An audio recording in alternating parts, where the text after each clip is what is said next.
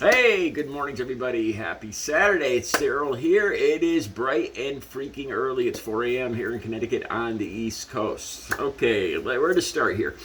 On my community page, I posted a video by a gentleman by the name of Joey Swole.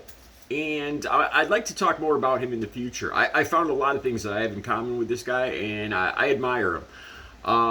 Let me just give you a rundown. If you haven't seen there's a video on my community page. He's a bodybuilder, a weightlifter, and he has a past history of opiate addiction, which I can relate to. And one of the things that I admire about this guy, he posted a video recently on Instagram, but this is something he's into, is getting rid of the toxic gym culture, bullying in the gym. People that are afraid to go to the gym because they don't fit in, because of an atmosphere of toxic masculinity and that kind of thing. And he posted a video on Instagram, and there's a guy doing a handstand on this area made for kind of calisthenics. It's got like the mats on it, and a guy's making a video of himself, and he's doing exercise by doing handstands. God bless him, because I doubt I could do a handstand. And this other gym goer walks by him and says, hey man, keep that stuff at home. Do that stuff at home. Don't quit trying to show off, or something along those lines. And Joey Swole, this huge guy, encourages the guy doing handstands, and he kind of calls out the guy, the toxic masculinity guy. I love this. I think it's a great juxtaposition to guys like, this Joey Swole doesn't come across as political or into any kind of social issues, the culture wars or anything like that. He's more a gym guy, but I just love the juxtaposition to guys like Nick Fuentes and these guys with little spaghetti arms, chests about this big, talking about how masculinity is disappearing. And I'm going to be doing videos on Joey Swole in the future. I have a lot in common with him. He seems like a genuinely nice guy. And also, I'll post something down below. You can watch it yourselves. It's this woman talking about how men shouldn't be nice anymore, because it's not masculine or some bull like that. Okay, let me get into this. When I used to go to these groups. Didn't like to be called gangs. They like to be called motorcycle clubs.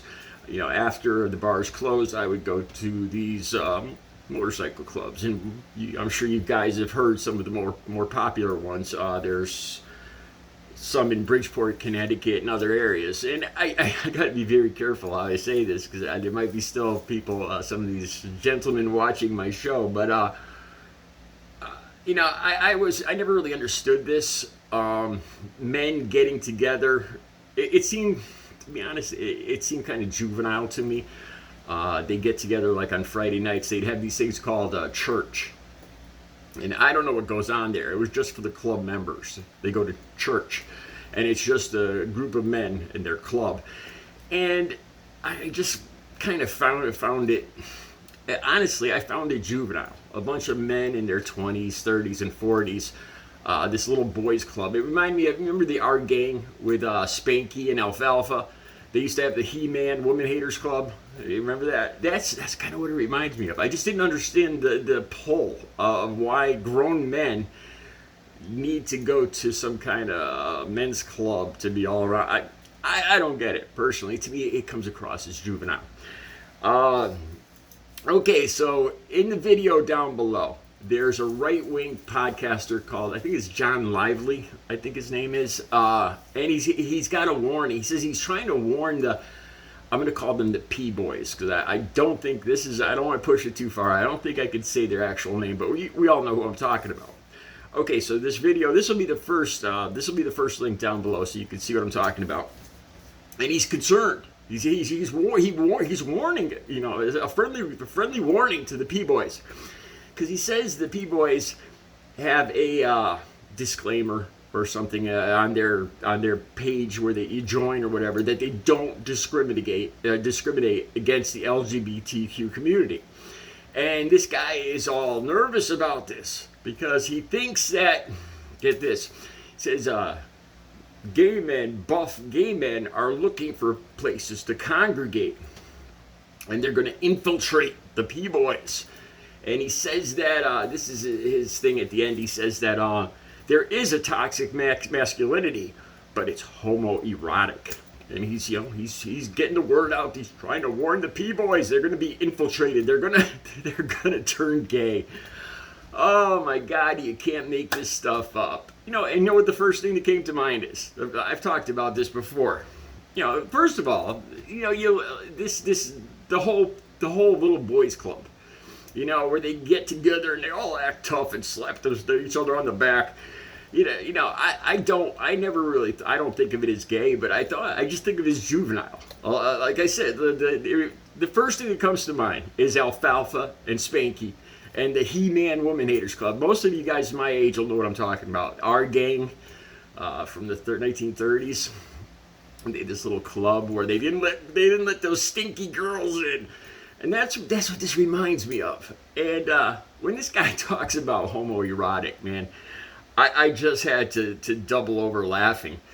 Donald, how all these guys look at Donald Trump as their supreme Lord and Master leader, and most of them, a lot of them have these flags in their big, strong, jacked up pickup trucks with the big tires.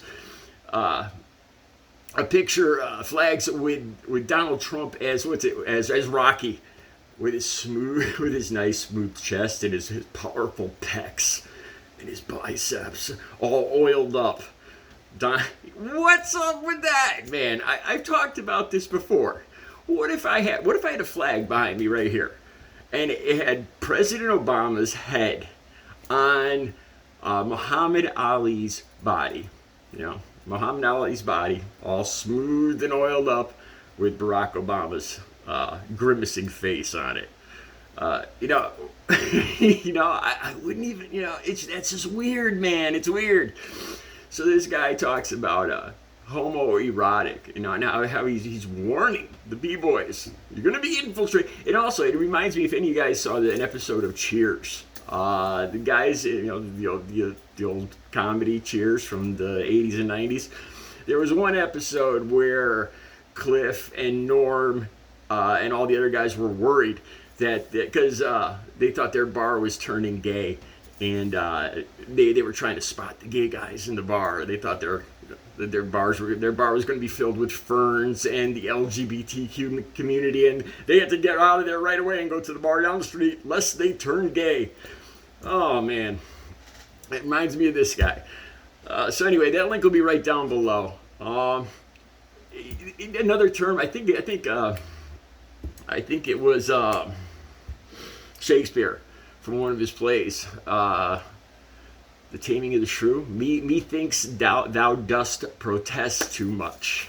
I think that sums this all up. All right, you guys have yourselves a great Saturday. I'll have another video later.